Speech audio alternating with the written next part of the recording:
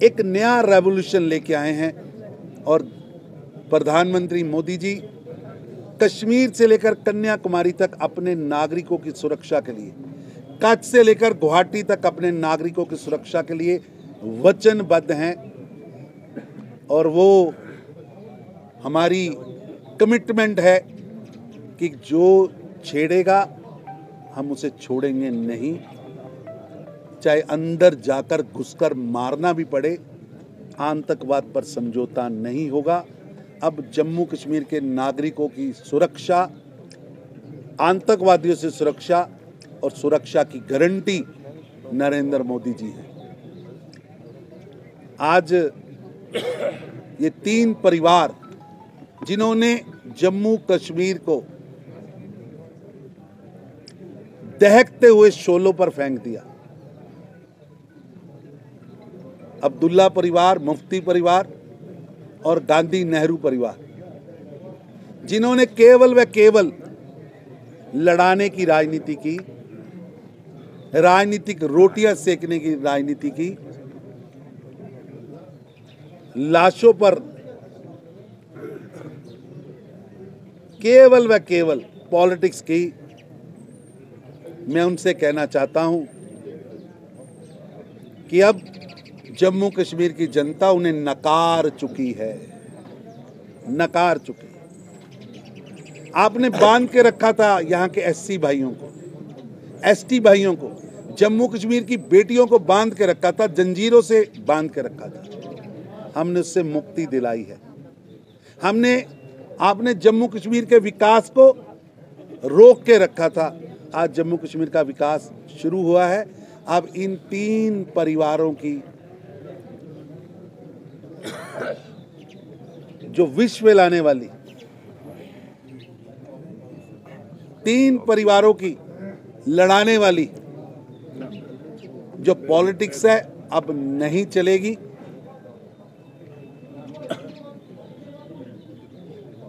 कोई चाइना का, कोई पाकिस्तान का, कोई इटली का तराना गा रहा है। अब देश इन तरानों को सुनने को तैयार नहीं है। अब देश का एजेंडा आगे बढ़ने का है, विकासशील नहीं, अब विकसित भारत का संकल्प लेकर देश आगे बढ़ा है। आज भारत विश्व की 5वीं अर्थव्यवस्था बना है, जो कि 11वें 12वें नंबर पर था। प्रधानमंत्री मोदी जी की दूरगामी सोच और योग्य नीतियों के कारण डुलमिल हुई अर्थव्यवस्था को, चरमराती अर्थव्यवस्था को आज हम 5वें नंबर पर लेके आए हैं।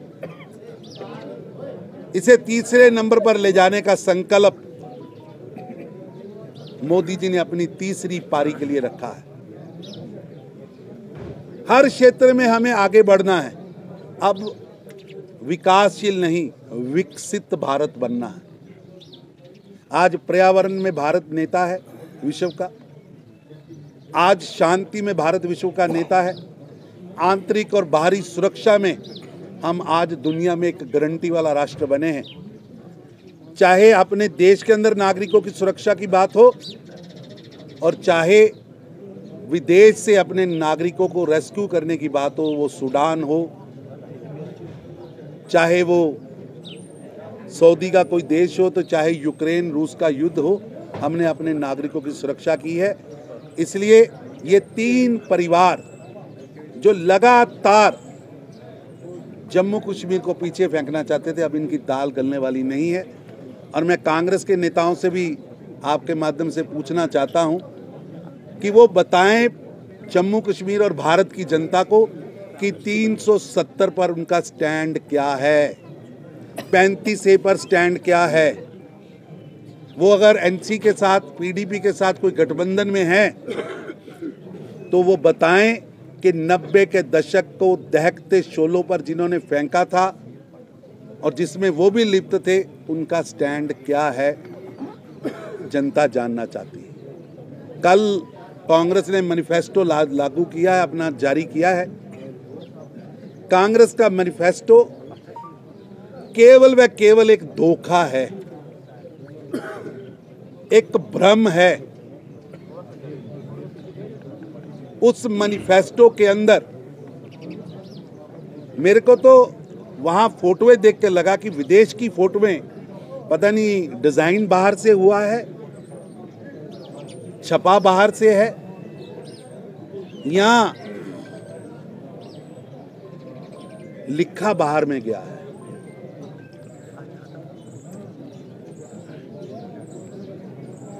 मेरे को तो इस मैनिफेस्टो से, कांग्रेस के मैनिफेस्टो से, जॉर्ज सोरेस जो भारत को बर्बाद करना चाहता है उसकी टूल किट की बदबू आ रही है।